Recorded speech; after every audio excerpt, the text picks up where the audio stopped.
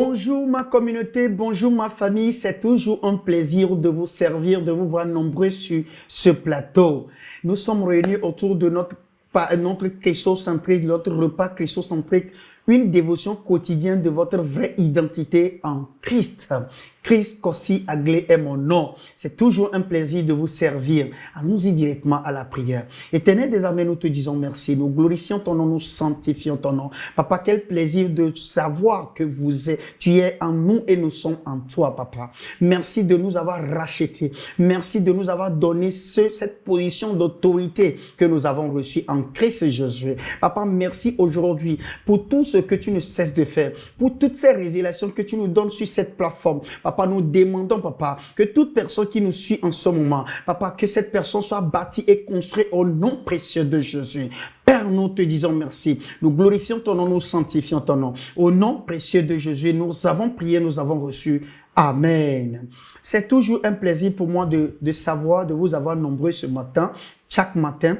Et sincèrement, je vous dis merci pour tous ceux qui partagent nos vidéos, tous ceux qui sont en train de faire connaître ces vidéos-là sur vos réseaux sociaux. Nous vous disons merci pour cela. Et pour ceux qui ne le font pas encore, nous vous encourageons à le faire. Et c'est une manière aussi de faire notre évangile, notre ministère, en partageant le message de nos frères, de nos sœurs qui prêchent la même chose que nous faisons. Que Dieu vous bénisse par rapport à cela. Alors, invitez encore vos amis et vos proches parents à être connectés avec nous. Que Dieu vous bénisse pour cela. Alors, nous sommes sur une série de formations depuis un certain moment et la série est intitulée « Vous avez l'autorité dans le nom ». Et nous avons vu cette autorité et cette autorité est vue où? Dans la résurrection de Jésus. Hier, nous avons vu quelque chose de très pertinent et c'est très important que je rappelle un peu, je vous rafraîchisse la mémoire par rapport à ça.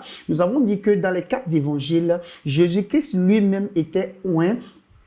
Comme on a vu ça dans Acte 10, verset 38, Jésus-Christ a été oint et faisait son ministère. Donc, il avait délégué, il avait donné cette autorité par procuration à ses disciples qui ont fait la même chose et que nous avons vu partout. Mais quand à la résurrection, nous avons vu qu'il n'a plus dit recevez, non, mais il dit allez. Il n'a plus donné plutôt, mais il nous a dit d'aller. Pourquoi? Parce que à la résurrection, tout pouvoir lui a été donné et donc cette autorité devient comme notre possession. Donc c'est ce que nous avons vu hier et tout croyant aujourd'hui n'a pas reçu l'autorité par procuration. Non, nous l'avons par possession. Et si vous êtes là que vous n'êtes pas encore chrétien, c'est très simple. Il suffit juste de croire à ce que le Christ a fait sur la croix, c'est-à-dire sa mort, son ensevelissement et sa résurrection le 3e jour pour notre justification. Si vous croyez dans votre cœur et que vous confessez de votre bouche cela, vous êtes automatiquement sauvé. Et donc cette autorité devient votre possession. Aujourd'hui, nous allons continuer sur cette même lancée dans Psaume 110, verset 1 de David. Psaume, parole de l'Éternel. À mon serviteur, assieds-toi à ma droite jusqu'à ce que je fasse de toi, de tes ennemis, ton marchepied. Jésus aujourd'hui est exalté et assis à la droite du Père.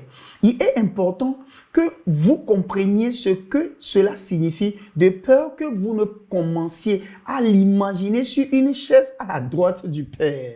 Donc, on doit expliquer cela encore plus en profondeur pour que vous ne pensiez pas que Jésus est assis comme je suis assis là, sur une chaise quelque part à la droite du Père et que le Père est quelque part et Jésus, il est à la droite. Non, ce n'est pas ça. Donc, nous allons voir un peu qu'est-ce que c'est que la droite du Père. Nous l'avons déjà expliqué, mais cette série spécialement, nous allons quand même encore aller plus en profondeur. Le terme « ma droite » implique de conférer, de déléguer et de donner toute votre autorité, votre influence et votre pouvoir à quelqu'un d'autre. Alors, si vous dites, par exemple, si vous dites quelqu'un est à ma droite, ce que vous êtes en train de dire indirectement, ce n'est pas que la personne juste est assise à votre droite, non, mais c'est parce que la personne est quoi? Est à la place de votre autorité. Vous lui avez délégué vous lui avez donné ou délégué votre autorité, votre influence et votre pouvoir. Donc, c'est ça qu'il s'agit. Donc, par exemple, Joseph a été désigné pour être le bras droit de Pharaon, c'est-à-dire que tout ce qu'il avait, il l'a donné à Joseph. Genèse 41, verset 39, à partir de 39 à 44.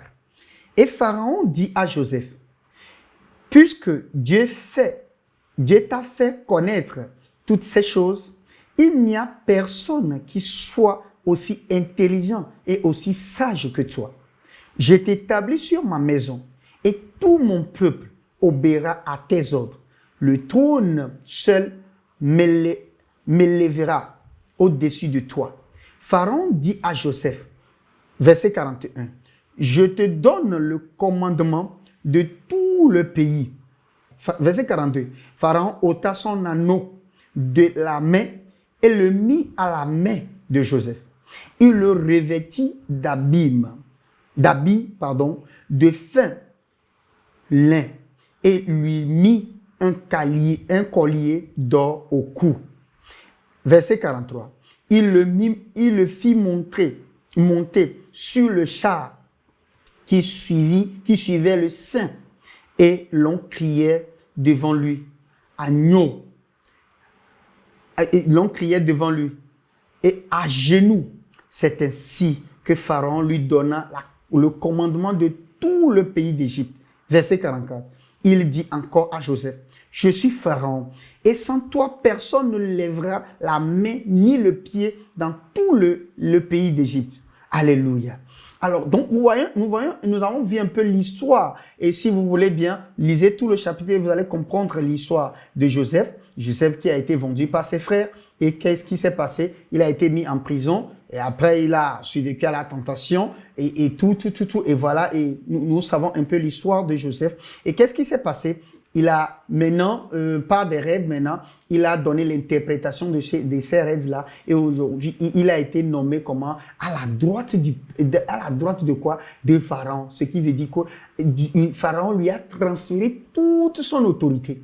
Pharaon lui a délégué tout son pouvoir. C'est de ça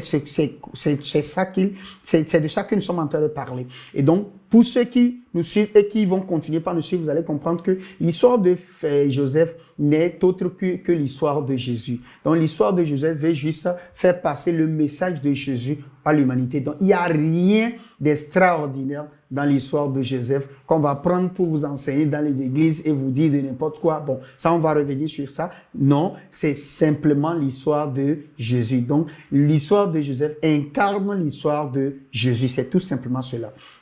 Mais ici, ce qui nous concerne, c'est quoi? C'est le fait que Joseph a été placé à la droite de Pharaon. Donc, c'est ce que nous sommes en train de voir. Dans la main droite en hébreu est inventée à partir du mot grec régent. Je reprends. La main droite en hébreu est inventée à partir du mot régent. Celui qui remplace le roi en son absence. Le terme assieds-toi à ma droite signifie que j'abdique le trône pour toi. Je laisse tout à ta place. La seule personne non soumise au régent est le roi lui-même. Par conséquent, ma droite est la régence où vous donnez à quelqu'un le pouvoir à votre place. Autrement dit, si vous êtes à la droite de quelqu'un, la seule personne qui est soumise, à qui vous êtes soumise, c'est la personne qui vous a donné le pouvoir. Autrement dit, dans le cas de Joseph, par exemple, la seule personne à qui Joseph est soumis en Égypte, c'était qui? C'est, comment l'appelle-t-on? C'est le roi Pharaon. À part lui, personne, je dis bien comment, personne n'a le droit de venir devant Joseph. L'autorité, toute autorité lui a été donnée. Alléluia. On va voir maintenant Matthieu 26, verset 64. Jésus lui répondit, tu l'as dit. De plus, je vous le déclare, vous verrez désormais le Fils de l'homme assis à la droite de la puissance de Dieu et venant sur les nuées du ciel. Cette droite est le pouvoir. Alléluia. Marc 14, verset 62. Jésus répondit, je le suis, et vous verrez le Fils de l'homme assis à la droite de la puissance de Dieu et venant sur les nuées du ciel. Nous sommes en train de voir le mot comment droite. Marc 16, verset 19. Le Seigneur, après leur avoir parlé, fut enlevé au ciel et il s'assit à la droite de Dieu.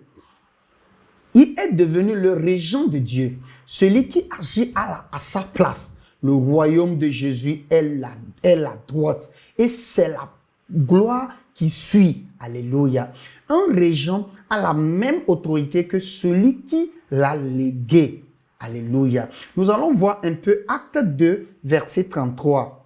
Élevé par la droite de Dieu, il a reçu du Père le Saint-Esprit qui avait été promis et il l'a répandu comme vous voyez et l'entendez. Alléluia. Acte 5, verset 31. Dieu l'a élevé par sa droite comme prince et sauveur pour donner à Israël la repentance et le pardon des péchés. Alléluia. Acte 7, verset 56. Et il dit, voici, je vois les cieux ouverts et le Fils de l'homme debout à la droite de Dieu. Alléluia. La droite ne consiste pas à s'asseoir, c'est une position. Donc la droite, ce n'est pas comme je suis assis là, dans cette chaise. Non, ce n'est pas ce que nous sommes en train de dire. Donc la Bible a sa propre interprétation. Vous vous souvenez, notre premier numéro, le 1er janvier, avec papa disait que nous devons laisser la Bible nous donner sa propre interprétation. Donc l'interprétation de la Bible n'est pas l'interprétation ordinaire de ce que nous avons. Donc la droite ici ne veut pas dire la droite, mais plutôt une position. Jésus que nous considérons aujourd'hui est Jésus à la droite. Donc Jésus a la position d'autorité.